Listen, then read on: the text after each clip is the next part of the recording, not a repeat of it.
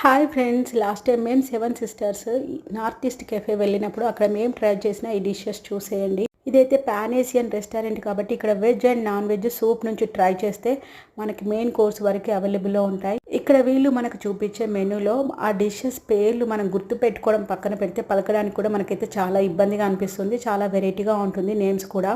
First మేమైతే అక్కడ కావో సుయి palette try చేసాము. చూస్తున్నారు కదా, ఇక్కడ రైస్తో తయారు చేసిన noodles with vegetables and coconut soup provide చేస్తారు. అకార్డింగ్ టు స్పైసెస్ మనమే అవన్నీ మిక్స్ చేసుకొని తినేయాలి.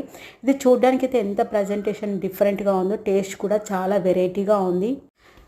నెక్స్ట్ మేము అక్కడ సుషి బోట్ ట్రై చేస్తాము. ఇందులో అయితే మనకి డిఫరెంట్ 4 స్టార్టర్స్ ప్రొవైడ్ చేస్తారు. అందులో అయితే వెజ్ కాలిఫోర్నియా రోల్స్ చాలా సూపర్గా ఉన్నాయి టేస్ట్. అండ్ తర్వాత టెంపురా సుషి ట్రై చేస్తాము. అండ్ రైస్తో తయారు చేసిన సుషి కూడా ట్రై చేస్తాము.